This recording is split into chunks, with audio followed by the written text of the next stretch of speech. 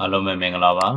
ကျွန်တော်ဒီတခါ sharing လုပ်ပေးသွားမယ့်အကြောင်းအရာကြတော့ကျွန်တော်တို့ Microsoft Office Excel VBA မှာ list box ရဲ့အသုံးပြုပုံနဲ့ပတ်သက်ပြီးတော့ sharing လုပ်ပေးမှာဖြစ်ပါတယ်ဟုတ်ပြီအဲ့တော့ကျွန်တော်တို့ VBA ကိုအသုံးပြုမှာဖြစ်တဲ့ developer တက်ကိုသွားလိုက်ပါဒီကိုမသွားခင်မှာကျွန်တော်အရင်ဆုံးဒီထဲမှာစာရင်ဖြည့်လိုက်မှာပေါ့နော်စာရင်ဖြည့်မယ်ဆိုတာကအခုမှကျွန်တော်တို့က date ကိုဖြည့်လိုက်မယ်ဆိုပါတော့အခုမှကျွန်တော် B column မှာဖြည့်လိုက်နော်B column မှာဖြည့်တော့ဒီနေ့ date ကိုဖြည့်လိုက်မှာဖြစ်တဲ့ကျွန်တော် control နဲ့ semi column နေလိုက်မယ်ဒီနေ့တရားတဲ့ date ကိုရောက်မယ်ပေါ့နော်ဒီနေ့ကျကျွန်တော်15ရက်17လ2023ဖြစ်ပါတယ်အဲ့တော့ကျွန်တော်အောက်ထဲကိုနည်းနည်းလေးဆွဲချလိုက်မယ်နော်ဒီနေ့ဒီကျွန်တော်26ရက်နေ့လောက်ဒီအောင်ဆွဲလိုက်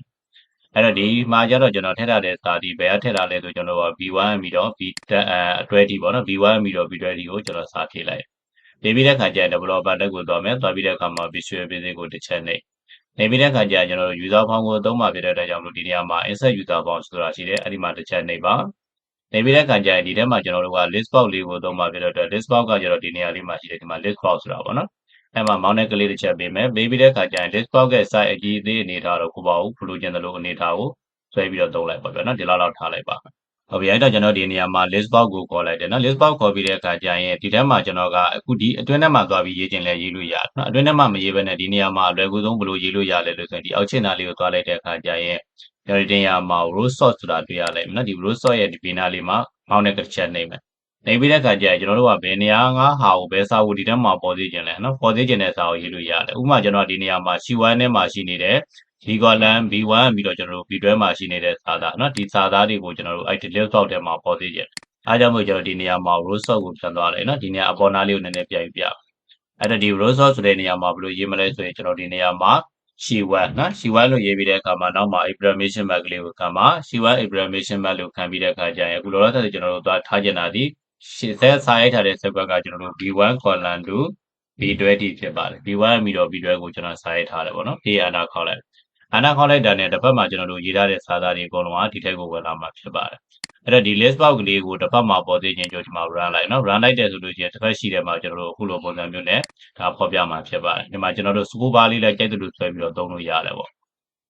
ဒါကတော့ကျွန်တော်ဒီမှာ list box ကနည်းနည်းကျင်လို့တကယ်လို့ဒီထဲမှာစာသားတွေကဒီထက်ပိုများလေးဆိုရင်ဒီမှာကျွန်တော် scope bar ကိုအများကြီးဆွဲပြီးသုံးလို့ရတယ်နော်ဟုတ်ပြီဒါကတော့ပုံမှန်တိုင်းသုံးတာတကယ်လို့ဒီဟာလေးတွေကိုကျွန်တော်တို့ကမောက်နဲ့တစ်ပတ်ကလေးပေးလိုက်တယ်ဆိုလို့ရှိရင်ဒီကဘာလဲဆိုတာနဲ့ပတ်သက်ပြီးတော့ message box ပေါ်တဲ့နေကိုကျွန်တော်ဆက်ပြီးပြောမှာဖြစ်ပါတယ်အဲ့တော့ကျွန်တော်ဒီမှာစာသားကိုနည်းနည်းပြန်လိုက်မယ်နော်ပြန်လိုက်မယ်ဆိုတော့အခုလောလောဆယ်ဒီ date ကိုကျွန်တော်လအနေနဲ့ထားလိုက်မယ်နော် GAN AUAR1 January နော် January လို့ပေးပြီးတဲ့အခါမှာအောက်ကိုကျွန်တော်မောင်းနဲ့ပြည့်စွဲကြည့်လိုက်မယ် February နော်အားလုံးပေါင်းကျွန်တော်တို့12လစာဆွဲလိုက်12လစာဆွဲလိုက်တဲ့အခါကျရင်ဒီဘက်ထဲမှာလည်းကျွန်တော်တို့12လစာပေါ်လာမှာဖြစ်ပါတယ်အဲ့တော့မှဒီစာကိုကျွန်တော်ကမောင်းတဲ့ double ကလေးပေးလိုက်တာနဲ့ဒီ message box ပေါ်လာအောင်လုပ်မယ်ပေါ့နော်အားကြောင့်မလို့ကျွန်တော်ဒီ user form ဟို list box ပေါ်မှာမောင်းတဲ့ double ကလေးနှိပ်လိုက်ပြီးတဲ့အခါမှာဒီမှာ list box ကလေးဖြစ်နေတဲ့နေရာမှာကျွန်တော်တို့ဗာပြန်ချင်းပေးမလဲဆိုဒီဘက်ထည့်သွားလိုက်နော်ဒီမှာ click ဖြစ်နေတဲ့နေရာမှာကျွန်တော်တို့က DBA click နော် double click ကိုပေးမှာဖြစ်ပါတယ် double click မောင်းတဲ့နှစ်ချက်ပေးလိုက်မှသာလေဒီ message box ပေါ်လာအောင်ပေါ့နော်အဲ့ဒါကျွန်တော် double click ကိုရွေးမယ်ရွေးပြီးတဲ့အခါမှာဒါကိုပြန်ဖြတ်ပလိုက်ပြန်ပြီးတဲ့အခါမှာဒီနေရာမှာကျွန်တော်တို့ message box အတွက်ဟို VBA ရေးမယ်နော်ဒီမှာဖြစ်တဲ့အတွက်ကြောင့်မလို့ကျွန်တော်ဒီနေရာမှာ IST box တာရေးမယ်ရေးပြီးတဲ့နောက်မှာဥပမာပေါ်သေးချင်တာလဲဆို user form 1နဲ့မှာပေါ်သေးချင်တာဖြစ်တဲ့အတွက် user form 1လို့ရေးမယ် user form 1 dot ပြီးတဲ့အခါမှာပေါ်မှာလဲဆို list box 1 dot ပြီးတဲ့အခါမှာအဲ့ထက်မှာရှိတဲ့စာသားဖြစ်တဲ့အတွက် value လို့ရေးမယ်ပြီးရင်ကျွန်တော်တို့ under ခေါင်းမခေါင်းလွတ်တဲ့နေရာမှာဟောင်းနေပေးလိုက်မယ်နော်